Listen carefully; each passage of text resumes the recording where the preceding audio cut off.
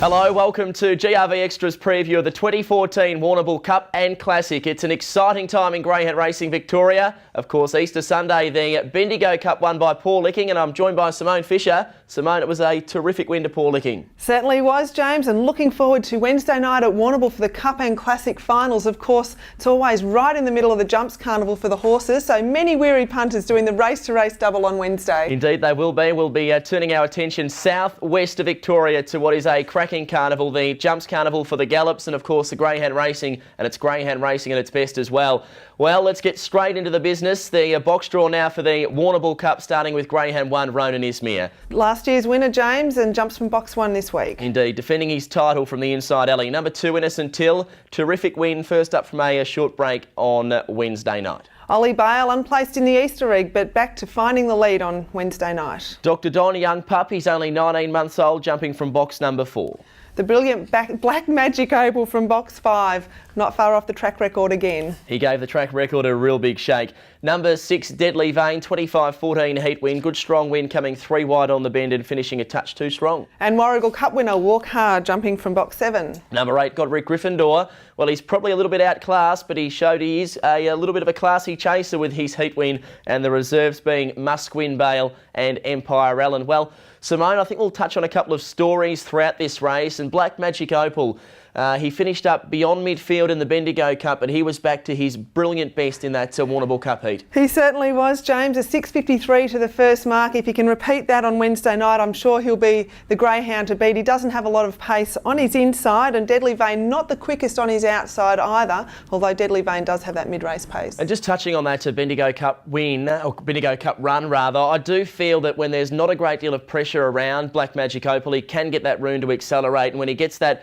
from probably the 20 metre mark to the 70 metre mark without a bump, with clear running, he just takes off, and I feel that he could be doing that in the Warrnambool Cup. And of the others, Deadly Vein, well, he's becoming a real classy type, this one. He's now, I think, 3rd country cup, and he's taking it all before him. He is. A huge run in the Bendigo Cup final, came storming down the outside. Like I said, he's not the quickest beginner, but he's got that mid-race pace and acceleration, and I don't think he can leave him out.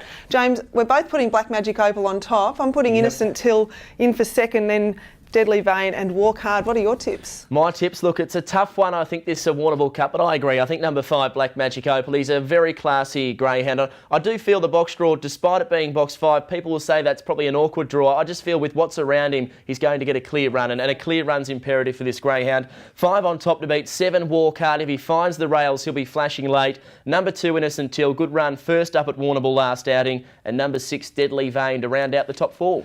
Okay, and we'll now turn our attention, of course. It's not just the one Group 2 on a Wednesday night at Warrnambool, it's 2 Group 2s. It's the Macy's Bistro Warrnambool Classic, and what a terrific field engaged there. A hard one again this year, James, and I must say Peter and Darren Brown combination there have 3 greyhounds engaged in the final, and Brooke Ennis, 2 greyhounds engaged in the final, $75,000 to the winner.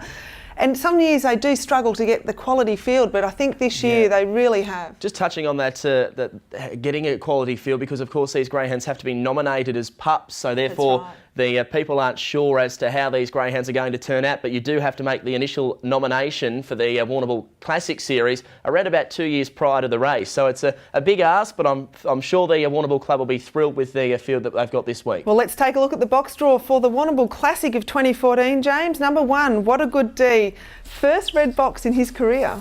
Okay, number 2, Little Regis. Well, Brooke Ennis, the trainer, she cannot do anything wrong at the moment. Drawn box number 2, with 3 being Sir Hugo. Sir Hugo looks like he is stepping up in class a little bit. Ran on very well last start. Number 4, Trailblazing. Well, he's a greyhound on the up. He's improving. Drawn box number 4.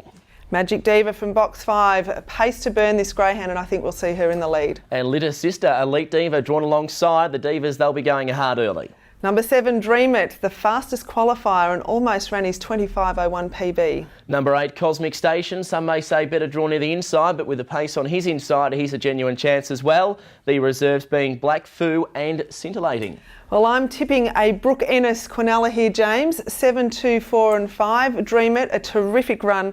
Led all the way, 25.04. Don't think any greyhound or the others that led didn't run near that time. No, he flew around to Dream It on the Wednesday night, and trainer Brooke Ennis has always had a very, very big opinion on this fellow. Just the fact he can be a little bit hit or miss, and well, Brooke Ennis is a trainer, she just cannot do a thing wrong. She ran 1-3 in the Golden Easter Egg, which is a Group 1 in Sydney. She's in terrific form, but look, I'm going to shy away from that team, and I'm going with number 4, Trailblazing on top. I think this fellow's improving out of sight to beat 7, Dream It, Genuine Chance, number 5, Magic Diva. You back her each way, you're going to get a good run. She'll lead, she'll ping, she'll do everything right. And number 8, Cosmic Station to fill out the first 4. That's a 4, 7, 5, 8 in the Warrnambool Classic. And I've gone 7, 2, 4, 5. I thought Little Regis for Brooke, drawn near the rails, ran a very, very quick 24.98 at Shepparton recently. And of course, Shepparton and the Warrnambool tracks are identical, Very so I similar, think yeah. if he can get away to a good start like he has shown, does have early pace at his best, that he might be a chance. Also, number 4, Trailblazing, like you mentioned, and 5, Magic Diva. I think she will lead, but I think there's a couple of greyhounds that are just going to be too strong for her in the finishing stages, unless she gets a mile in front and there's a lot of trouble behind. Couldn't agree more. Yes, it's always a cracking series, the Warrnambool Classic, and we always see some young dogs jump out of nowhere, one being Sir Hugo. This fellow was a maiden just a month ago and he's now lining up in a Group 2, so that just shows it's a terrific series, and what a night of racing it's going to be at Warrnambool on Wednesday night. Yeah, looking forward to it. Well, that wraps up the preview for both the 2014 Warrnambool Cup and Classic, Norlane Hotel Cup, Macy's Bistro Warrnambool Classic. Make sure you head down to Warren Park in Warrnambool for what's going to be a memorable night of racing.